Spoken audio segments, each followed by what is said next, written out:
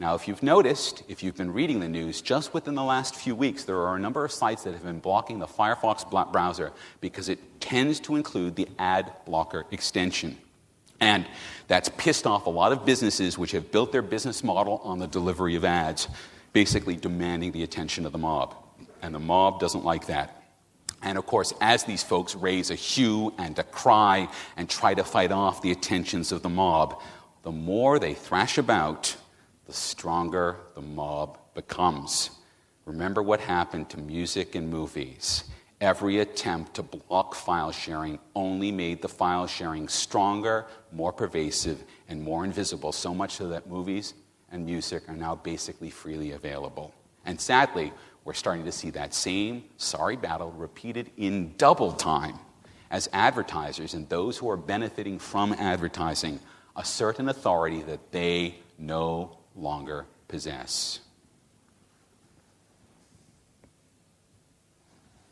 Rule 4, the mob does not need a business model. Now, what about your precious business models?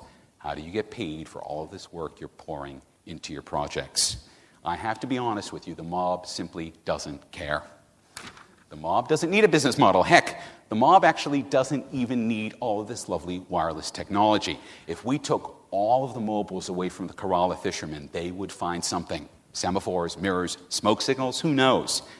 To maintain the integrity of the network, because once a network is created, it cannot be destroyed. Networks are intrinsically resilient against all forms of attack. Attacking a network only makes it stronger.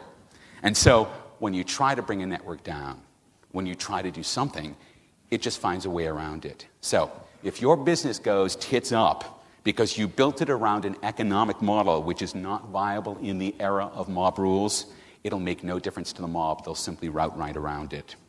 So forget your business models. And remember the golden rule, which it was expressed by talking heads in the song Found a Job. If your work isn't what you love, then something isn't right. So if you folks in this room, you folks who have the mob in your hands, who play with the mob as if it were a toy, if you don't wake up in the morning convinced that what you're doing is absolutely the coolest goddamn thing ever, you need to quit that job and you need to find another.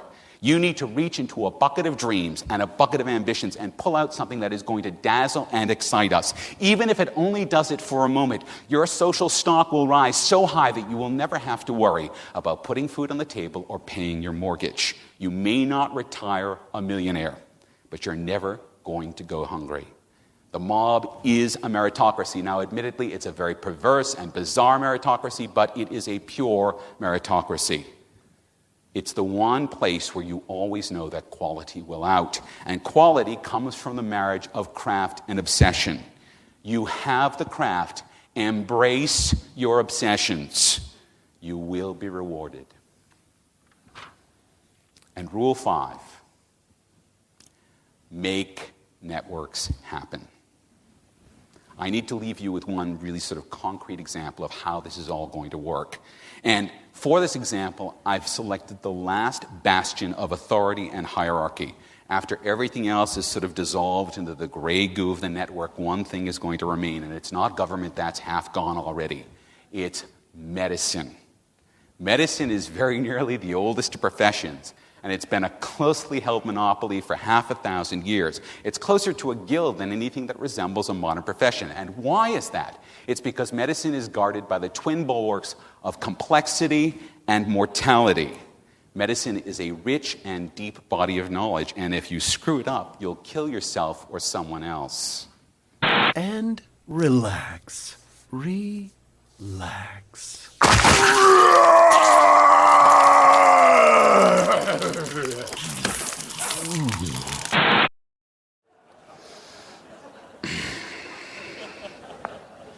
Now, while the pursuit of medical knowledge is conducted within peer-review frameworks of science, this knowledge is very closely held, and that leaves all of us, when we become patients, in a distinctly disempowered position when it comes to medicine, but all of that's going to change.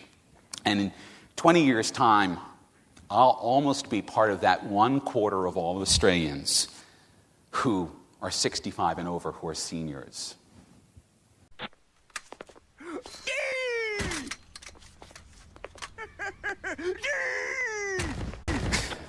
Now, there's no medical authority that's big enough to deal with such a massive gerontology.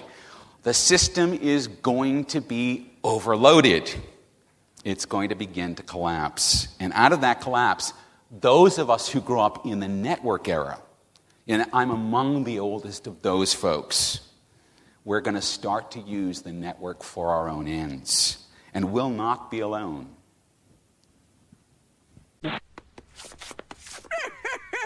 Go! There's going to be tens of millions of us, first in the West and then around the world. And we're going to be facing the same problems, and we're going to be looking for the same answers. And we're going to set to work. We're going to create a common base of collective intelligence. Think something kind of like Wikipedia, but with a depth of medical knowledge that Wikipedia can't and won't and doesn't even want to touch. And that's going to be paired with strong social networking tools that embed us deep within a network of experts. And most of those experts aren't going to be board qualified, but that doesn't mean they're not experts. And what I'll probably expect is that my GP is a member of that network. In fact, I probably won't have a GP or won't select a GP unless they are part of that network. And my specialists are also part of that network. And they're peers in that network who share their expertise. They're not experts who are pronouncing solutions. And this network will never leave me. It's going to be there probably watching every move I make and every breath I take and every calorie that goes into my mouth and every heartbeat. And that sounds very Orwellian, but I will want this because I will see it as a profoundly empowering form of surveillance. In other words, my wellness becomes a quality of the network. That's not a website. That's not WebMD or Healthian or a cancer support bulletin board. It's not like anything we've seen yet. It's a self-organizing quality of the mob. A mob who are painfully aware of their own accelerating senescence, and they're fully empowered to do something about it. And that represents an enormous opportunity for you. So in just the last paragraph, I've dropped about a half a dozen strong business ideas onto you, but they're so different from anything that we do now. It's going to take some time to work it all out. But the mob is not going to wait forever. Remember, they're smarter, and they're faster, and they're stronger than you. So, what you need to do is try to get in front of it. You need to try to get picked up by it, because the only alternative is to be run over. And that choice is yours. If I've learned anything from the study of mob rules, is that the future lies in making networks happen. If you can do that, then there's a place for you in us mob.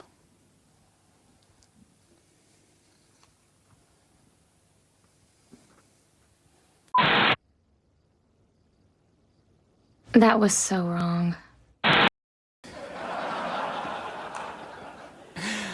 We live in increasingly interesting times. Half of humanity has suddenly dropped in, uninvited and unannounced, into our very own private little party, and they are eager to participate in our own exploration of human communication.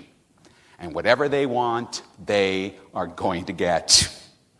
Fortunately, for the most part, they want exactly what we want. They want better lives for themselves and their families. How they get it, that is in their hands. We can assist them, but they don't really need our help.